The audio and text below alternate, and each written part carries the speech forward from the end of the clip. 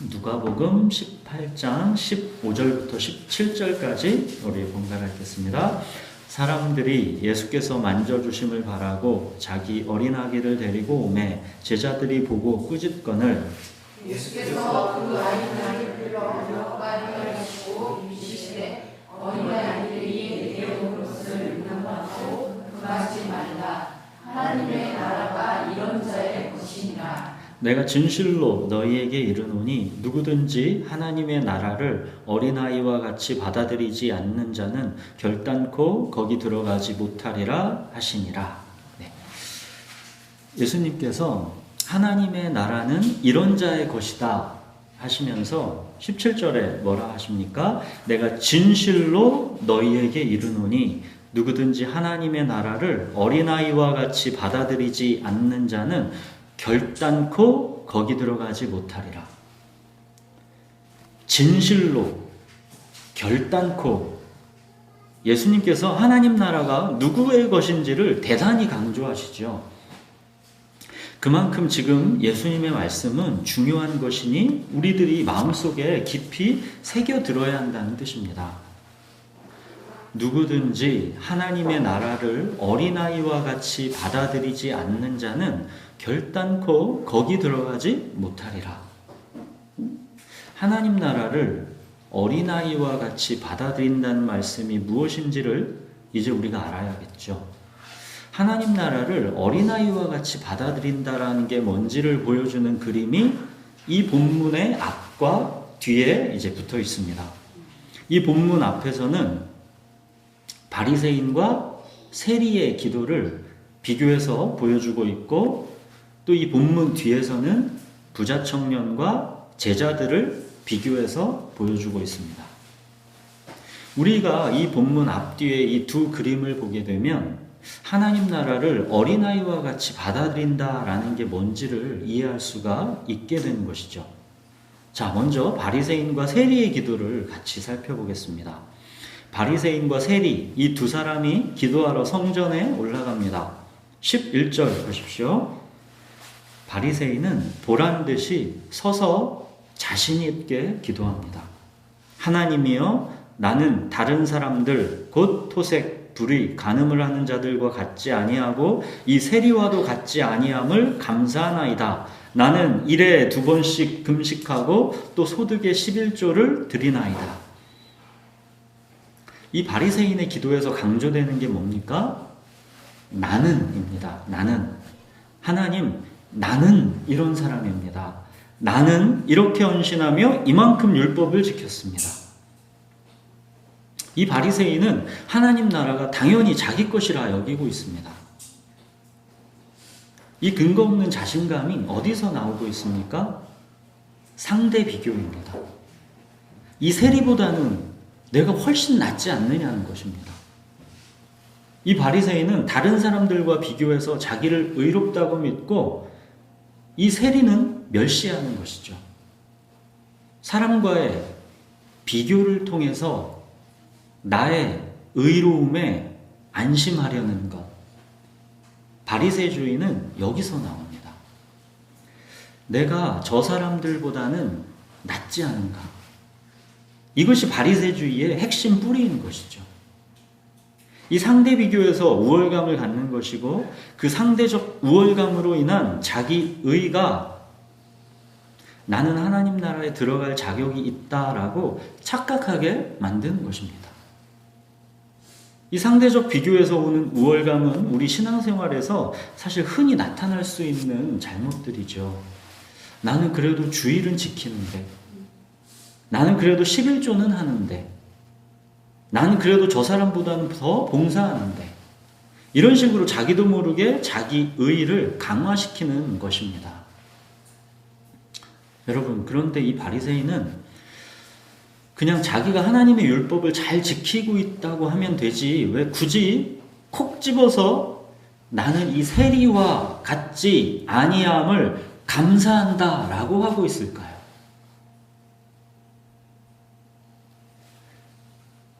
바리새인의 이 상대적 우월감에는 사실 부러움에서 나오는 피해의식도 섞여 있는 것입니다. 율법을 지키느라고 애쓰고 헌신하는 게 이 자기 삶이 아까운 것이고 행복하지가 않은 것입니다. 그리고 자기 눈에는 마음껏 자기 행복과 자아 실현을 누리는 것처럼 보이는 저 세리가 은근히 부러운 것입니다. 세리는 그 당시에 유대인들에게 욕을 많이 먹고 살긴 했지만 그들은 부자였죠. 바리새인은 우월의식만 있던 게 아니라 피해의식이 함께 있던 것입니다. 세리, 네가 지금 부자로 호화롭게 잘 먹고 잘 살고 있지만 어디 두고 보자는 것입니다. 세리가 누리고 있는 좋은 집, 좋은 차, 주말마다 즐기는 가족 캠핑. 그런데 나는 주일 지킨다고 마음껏 누리지도 못하고 좋은 집, 좋은 차도 없는 것입니다. 주일을 지킨다는 게 예배를 누리고 예배 속에서 행복한 것이 아니라 자기 행복과 자아 실현을 마음껏 누리고 있는 것처럼 보이는 저 세리를 부러워하면서 오히려 속으로 아이고 아까운 내 시간, 아까운 내 돈 그러고 있는 것이죠. 집 나간 탕자를 부러워하는 집안에 있는 큰형인 것입니다. 이 바리새인은 세리와 비교한 겁니다. 저 세리는 지금 행복을 만끽할지 몰라도 적어도 하나님 나라는 내 것이다. 이것이 율법을 힘들게 지키고 있는 자기 삶에 대한 보상인 것이죠. 자, 이렇게 율법을 지키는 자기 삶이 아깝고 세리의 부유한 삶이 부러운 이 바리새인이 만약 이 세리를 하나님이 받아주신다면 그 마음이 어떻겠습니까? 돌아온 탕자 때문에 시험 든 그 집안에 있는 큰형과 같은 것이죠. 이 바리새인은 하나님 나라는 이를 악물고 율법을 지키고 살아가는 자기 것이다 라고 당연하게 생각하고 있지만 하나님 나라는 이런 자의 것은 아니다 라는 게 오늘 예수님 말씀입니다. 자, 반면 세리의 기도는 어떻습니까? 13절 보십시오. 멀리 서서 감히 눈을 들어 하늘을 쳐다보지도 못하고 다만 가슴을 치고 있지요. 다른 어떤 말도 하나님께 드릴 수가 없습니다. 하나님이여 불쌍히 여기소서 나는 죄인이로소이다. 이 기도밖에는 드릴 수가 없습니다. 이 세리는 다른 사람과 비교하는 상대 비교가 없습니다. 죄인 아닌 사람이 누가 있어? 다 죄인이지. 하나님 그래도 저 바리새인처럼 제가 위선 덩어리는 아니지 않습니까? 이런 식으로 다른 사람의 죄와 비교하면서 핑계와 변명, 안정감을 찾으려 하고 있지는 않습니다. 이 세리에게는 하나님의 기준과는 그 절대 비교만 있는 것이죠. 하나님의 기준과 나의 악함과의 절대 비교만 있는 겁니다. 그냥 자기는 하나님 앞에서 아무런 변명을 할 수가 없는 죄인인 것입니다. 세리로 살면서 매일 동족의 고열을 뽑아냅니다. 자기로 인한 원한이 사무친 사람들이 많습니다. 매일 그들의 비난을 들으면서 살아갑니다. 세리로 살면서 부자이기는 해도 마음이 행복하지는 않은 것입니다. 그렇다고 이 세리라는 직업을 그만두기도 겁이 납니다. 이렇게 부자로 살 수 있는 기회를 날려버린다는 게 너무 두렵고 또 그렇게 세리라는 직업을 그만둔다 한들 이미 자기로 인해 원한이 사무친 사람들이 너무 많습니다. 자기 인생은 그냥 땅바닥에 다 쏟아버려진 물과 같습니다. 주워 담을 수가 없습니다. 죄의 결과로 인한 그 수많은 엉킴 속에서 신음합니다. 벗어날 방법이 없습니다. 하나님, 저는 어찌하면 좋습니까? 오라, 나는 곤고한 사람이로다. 누가 이 사망의 몸에서 나를 건져내랴. 이것이 세리의 고백인 것이죠. 이 세리는 하나님이여 불쌍히 여기소서 나는 죄인이로소이다. 이 기도밖에는 드릴 수가 없습니다. 자, 14절. 예수님은 바리새인과 세리의 기도, 이 둘의 기도 중 하나님은 세리의 기도를 들으셨다 그러죠. 하나님 나라는 이런 자의 것이다. 어떤 자? 하나님 앞에서 자기를 낮추는 자입니다. 매일 자기를 고집하면서 우리가 죄를 짓고 믿음 없이 연약한 모습으로 또 하루를 또 실패하고 그렇게 가슴을 치며 또다시 하나님께 무릎 꿇고 하나님이여 불쌍히 여기소서 나는 죄인이로소이다. 이 깨지고 상한 마음, 하나님 나라는 이 가난한 마음을 가진 자의 것이다 라는 것입니다. 자, 그리고 두 번째 그림은 이 본문 뒤에 이제 부자 청년과 제자들을 비교하는 그림이 또 나오죠. 18절에 부자 청년이 예수님께 나옵니다. 내가 무엇을 하여야 영생을 얻으리이까? 이 부자 청년은 하나님 나라를 갖고 싶어 합니다. 그런데 그 접근을 보십시오. 내가 무엇을 하여야? 내가입니다. 아까 그 바리새인도 그렇고 지금 이 부자 청년도 그렇고 공통점이 뭡니까? 내가입니다. 내가. 21절도 보십시오. 이 부자 청년은 모든 계명을 내가 어려서부터 다 지켰다고 자신합니다. 이 부자 청년이 하도 자신 있어 하면서 내가 그러니까 예수님께서 이번에는 그래? 어디 한번 보자 그러시는 듯합니다. 22절 보십시오.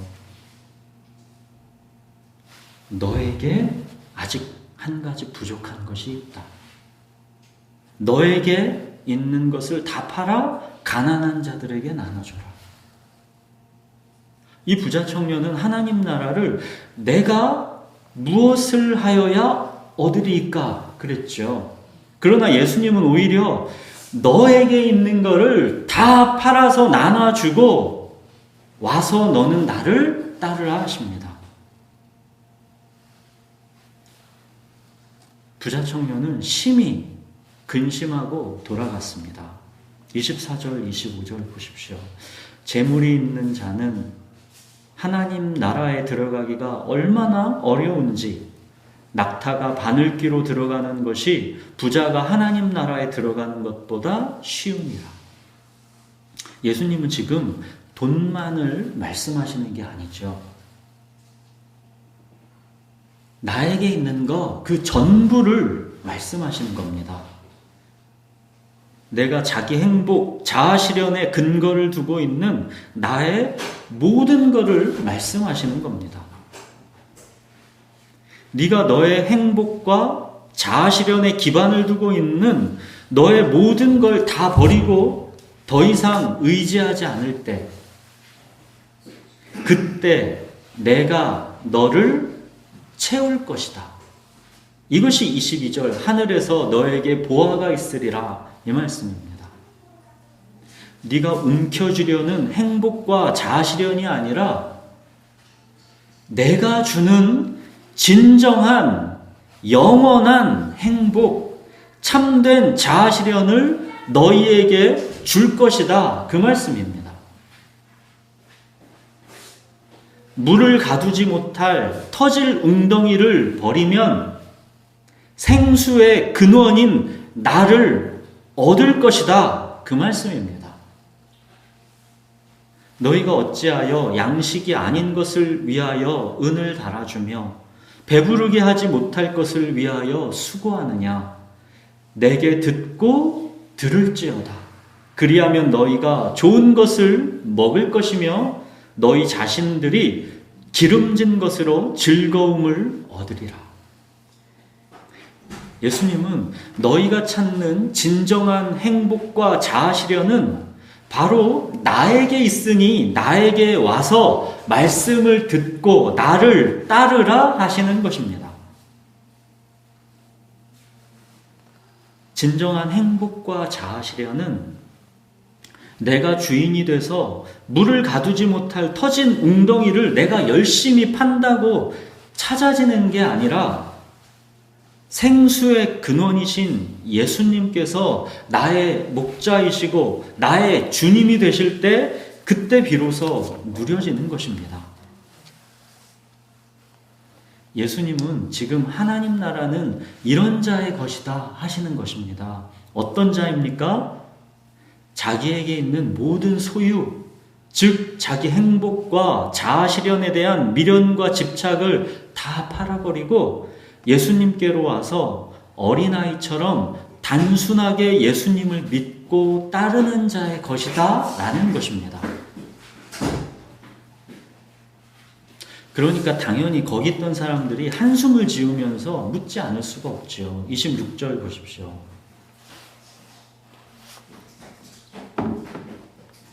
그런즉 누가 구원을 얻을 수 있나이까?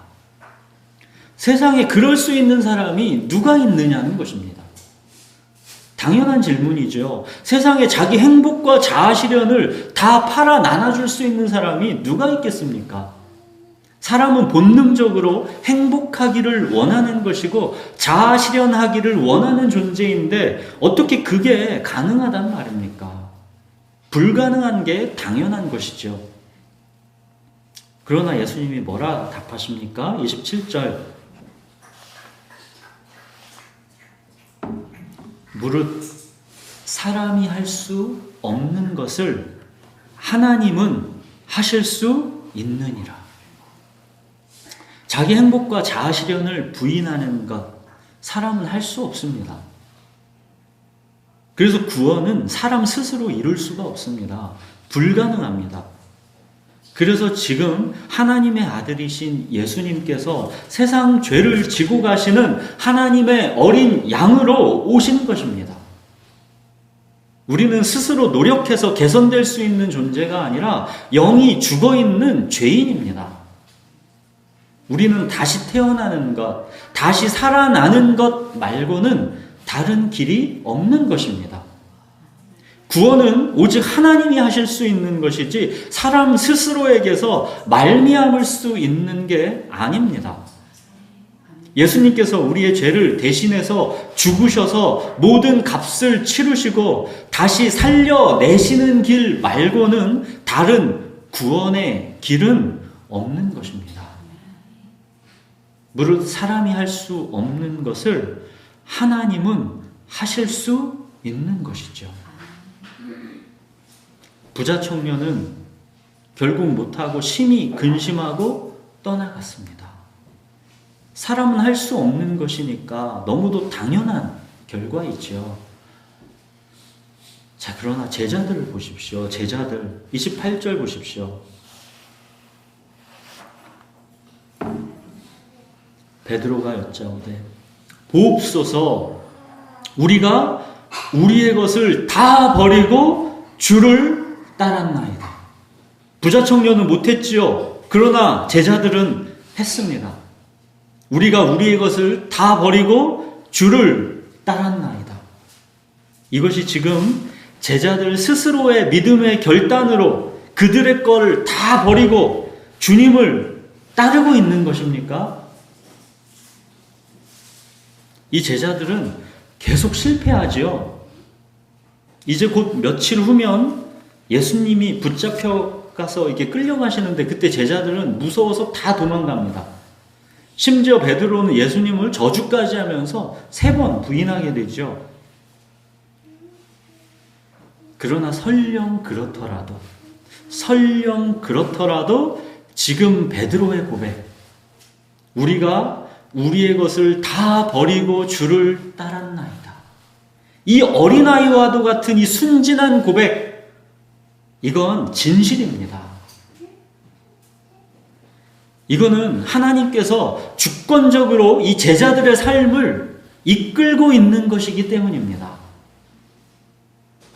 저거는 지금 사람이 할 수 있는 거를 사람이 하는 것이 아니라 사람이 할 수 없는 거를 하나님께서 지금 그 일을 이 제자들에게서 이루고 계신 것입니다. 예수님을 3번 부인한 베드로, 죽는 것이 무서워서 다 도망쳤던 제자들, 그들이 결국 어떻게 성장해 가는지를 우리가 알지 않습니까? 무릇 사람이 할 수 없는 것을 하나님은 하실 수 있느니라. 하나님이 시작하시고 마침내 하나님이 이루시는 것입니다. 자, 이제 29절 보십시오.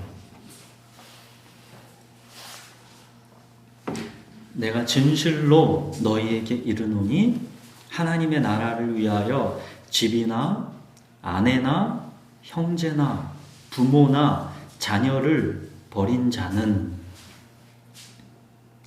이 진실로라고 예수님께서 하실 때는 정말 중요한 말씀입니다.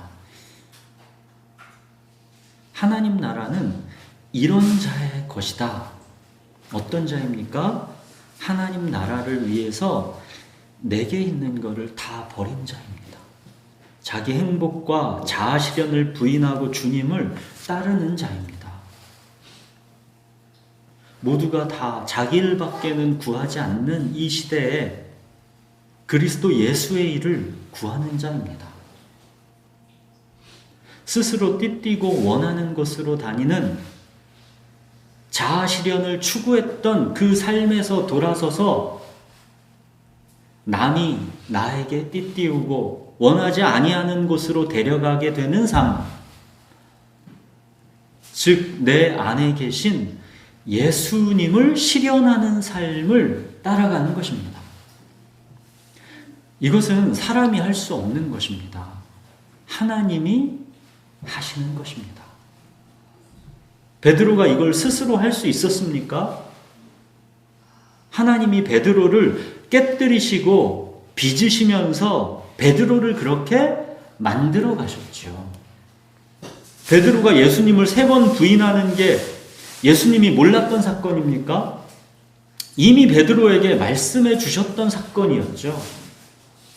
베드로는 다른 사람들이 예수님 다 버려도 나는 예수님을 배신하지 않겠다라고 했지만 예수님이 그런 베드로에게 그러셨죠.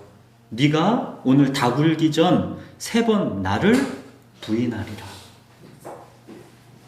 베드로의 배신은 자기 스스로에게는 절망이고 충격이었지만 예수님께는 새롭고 충격적인 사건이 아니라 이미 아셨던 내용일 뿐이다 라는 것이었죠.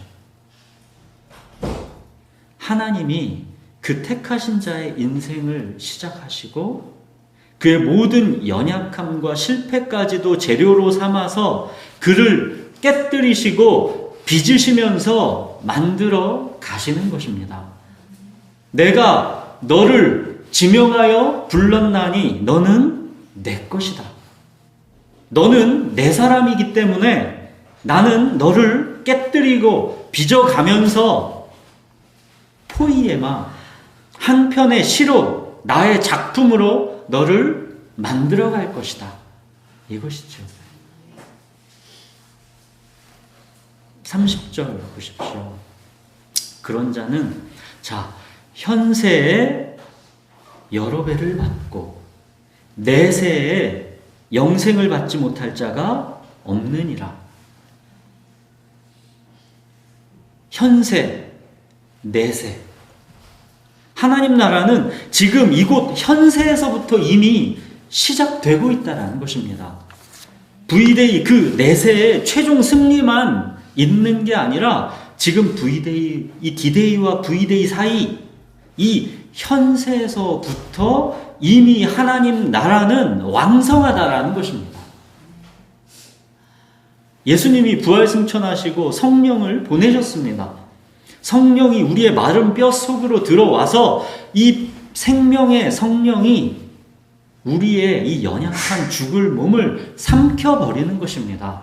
죽을 것이 생명에 삼킨 바 되는 것이죠. 부활 생명은 천국 가서야 비로소 시작되는 게 아니라 지금 이 땅, 이 현세에서부터 이미 시작된 것입니다. 자기 행복과 자아 실현에 갇혀있던 삶에서 이제는 하나님을 영화롭게 하고 그 하나님을 영원토록 즐거워하는 예배자의 삶으로의 변화, 이 변화가 지금 이 현재, 이 현세, 이 죽을 몸에서부터 일어나는 것입니다. 사랑하는 여러분, 하나님 나라는 예수님의 이 말씀들을 어린아이와 같이 받아들이는 자의 것입니다. 어린아이는 예수님의 이 말씀을 듣는 그대로 받고 그대로 믿습니다. 그게 어린아이지요.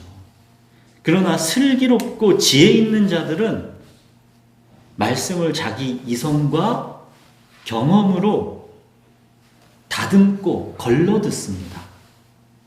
지혜롭고 슬기 있는 자들은 자기 행복과 자아 실현에 도움이 되는 힘을 주는 말씀으로 다 다듬고 깎고 걸러버리는 것입니다. 사자와도 같은 예수님의 말씀이 지혜롭고 슬기 있는 자들에게서는 애완용 강아지가 되는 것입니다. 그래서 하나님은 지혜롭고 슬기 있는 자들에게는 말씀을 숨기시는 것입니다.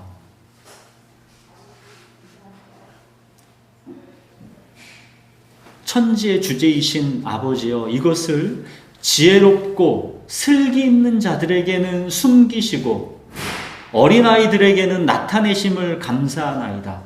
옳소이다. 이렇게 된 것이 아버지의 뜻이니이다. 밭에 감추인 보화는 어린아이에게 발견되는 것이고 지혜롭고 슬기 있는 자들에게는 숨겨지는 것입니다. 지혜롭고 슬기 있는 자들은 자기 지혜와 자기 슬기 때문에 망하는 것입니다. 밭에 보화가 있을 리가 있겠어? 그렇게 귀한 보화가 밭에 있겠어? 그 보화를 믿고 내 소유를 다 팔아 저 밭을 사라고? 안 되는 거죠, 이게. 여러분, 현세에서는 죽을 것이 생명에게 삼킨 바 되어 성령 충만한 삶이 시작됩니다. 그리고 내세에는 몸의 속량, 몸의 구원, 몸의 부활, 이 몸이 살아나서 영원히 살게 됩니다. 이 현세와 내세까지의 이 영생의 가치랑 부자 청년이 가진 자기 전 재산, 이 둘이 지금 비교가 되겠습니까? 근데 지혜롭고 슬기 있는 자인 이 부자 청년은 지금 이게 가리워져서 안 보이는 것입니다. 가망 없는 췌장암 말기 환자에게 그 병 다 고쳐주고 30년 더 살 수 있다면 자기 전 재산이 대수겠습니까? 그러나 지혜롭고 슬기 있는 이 부자 청년은 아직까지는 이게 숨겨져 있어서 안 보이고 있는 것입니다. 그러나 이 천국 보화, 복음이 지금 어린아이들 같은 제자들에게는 나타내 보여졌습니다. 밭에 감추인 보화가 이 제자들에게는 나타내서 보여졌습니다. 28절, 보옵소서 우리가 우리의 것을 다 버리고 주를 따랐나이다. 사랑하는 여러분, 우리는 오늘 하나님 나라는 이런 자의 것이다 라는 것을 보여주는 두 가지 그림을 보았습니다. 바리새인과 세리의 기도, 근심하여 돌아간 부자 청년과 예수님을 따르고 있는 제자들, 지혜롭고 슬기 있는 자들과 어린아이 같은 자들을 대조시키는 그림입니다. 하나님 나라는 주님과 나의 격차에 무지한 지혜롭고 슬기 있는 자들의 것이 아니라 주님과 나의 격차를 알고 어린아이같이 감격하고 감사하면서 하나님 나라를 받아들이는 자들의 것입니다. 지혜롭고 슬기 있는 자들의 초점은 항상 내가입니다. 내가. 자기의, 자기 행복, 자아 실현, 모든 삶의 중심점이 나에게 가 있습니다. 세상 상식이 그를 지배하기 때문입니다. 세상 상식은 온통 그 중심이 자기이지요. 그가 말하는 믿음이라는 것도 현실에서는 작동하지 않는 단지 이론적이고 추상적인 관념에 불과합니다. 지혜롭고 슬기 있는 자들은 믿음을 말하지만 그 믿음은 단지 이론적인 믿음, 추상적인 관념일 뿐입니다. 그에게 하나님은 그냥 막연하고 추상적인 관념일 뿐입니다. 오늘 본문의 바리새인도 부자 청년도 그의 지혜와 슬기, 세상의 상식에 그의 눈과 마음이 갇혀있기 때문에 지금 여기에만 하나님 나라가 보이지를 않는 것입니다. 그래서 밭에 감추인 보화가 그들에게는 숨겨져 있어서 보이지가 않는 겁니다. 그러나 오늘 본문의 세리와 제자들처럼 어린아이와 같이 하나님 나라를 자격 없는 자에게 주시는 그 엄청난 선물로 받아들이는 자들, 도대체 이 하나님 나라가 어떻게 나와 같은 사람에게 왔는가? 그렇게 하나님 나라를 엄청난 선물로 받는 자들에게는 자기 지혜와 슬기, 세상 상식보다도 예수님을 단순하게 믿고 의지하는 것입니다. 그 어린아이들에게는 믿음은 이론적이고 추상적인 관념이 아닙니다. 그의 현실 가운데서 살아있는 구체적이고 경험적이고 실제적인 믿음입니다. 베드로가 여짜오되 보옵소서 우리가 우리의 것을 다 버리고 주를 따랐나이다. 번지점프대에서 두 발을 떼고 주님을 향해 몸을 날려버리는 것이죠. 이게 우리의 것을 다 버리고 주를 따랐나이다 하는 베드로의 고백입니다. 이 어린아이와 같은 단순한 믿음, 이 믿음이 없이는 하나님을 기쁘시게 할 수가 없습니다. 하나님은 자녀인 우리들에게 이 믿음을 보기를 그토록 원하시는 것입니다. 나는 너희에게 이 믿음 보고 싶다. 어떤 삶의 현실 속에서도 그가 계신 것을 믿는 것, 자기를 찾는 자들에게 상 주시는 것임을 믿고 끝까지 버티고 견디는 것, 이 단순한 믿음을 하나님이 보고 싶어 하신다는 것입니다. 여러분, 하나님을 사랑한다라는 것은 하나님을 믿는 것입니다. 모든 걸 참고 바라고 믿고 견디는 것, 이게 사랑입니다. 이게 하나님을 사랑하는 것입니다. 하나님께는 우리의 이 믿음의 이 성장해 가는 게 가장 큰 관심사이기 때문에 하나님은 우리에게서 이 믿음을 연단시키고 단련시키기 위해서 우리의 모든 현실, 그 속의 모든 실패와 우리의 약함과 우리의 넘어짐까지도 다 재료로 삼으시는 겁니다. 그걸 재료로 다 삼아서 믿음을 하루하루 연단시키고 성장시키고 단련시켜 가시는 것입니다. 마침내 그 하나님은 우리에게서 이 믿음 보고 싶어 하시는 것입니다. 제가 삶의 모든 현실 가운데서도 믿음의 증거가 안 보이는 그 속에서도 나를 정말로 믿는구나. 내가 살아있다라는 것을 정말로 믿는구나. 그걸 보고 싶어 하시는 것입니다. 사랑하는 여러분, 하나님은 지혜롭고 슬기 있는 자들에게는 천국 보화를 숨기시고 어린아이와 같은 자들에게는 나타내십니다. 자기 행복과 자아 실현을 우상으로 고집하는 그런 우리들의 이 복잡한 잔머리의 지혜와 슬기를 버려야 합니다. 잔머리 버리십시오. 세상 상식의 지배에서 벗어나야 합니다. 우리의 진정한 행복과 자아 실현은 예수님이 나의 목자요 주님이신 그 로드십에 있습니다. 로드십입니다. 그래서 십자가 죽으심과 부활의 목적을 주가 되려 하심이라고 하는 것입니다. 주님이 목자가 되셔야 우리에게 비로소 부족함이 없는 것입니다.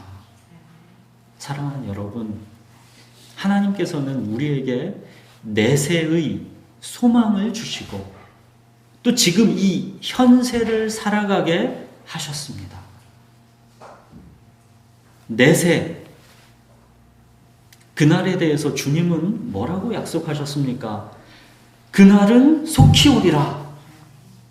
그날은 속히 오리라. 이 내세의 약속을 가진 우리는 그럼 현세, 이 날을 우리는 어떻게 살아가야 하겠습니까? 이 날은 속히 오리라. 이 날은 속히 오리라. 이게 우리의 사명이 되어야 하는 것이죠. 모두가 다 자기 일만 구하고 그리스도 예수의 일에는 관심이 없는 이 시대에 진정한 복음을 가진 우리마저 모두가 다 자기 일만 구하면서 살아간다면 이날에 하나님의 나라의 소는 누가 키우겠습니까? 이날은 소 키우리라. 이게 우리의 사명인 것입니다. 그날은 소 키우리라. 이날은 소 키우리라. 이것이 우리 그리스도인들에게 주어진 약속이고 사명인 것입니다. 사랑하는 여러분, 모두가 자기 일만 구하고 그리스도 예수의 일에는 관심이 없는 이 시대에 우리는 그리스도 예수의 일을 구하는 자가 되어야 합니다. 비록 우리에게 놓여져 있는 이 현세의 삶이 어렵고 복잡하지만 어린아이같이 단순하게 주님을 믿는 무익한 주님의 종이 되십시오. 하나님 나라는 이런 자의 것입니다. 네, 기도하겠습니다.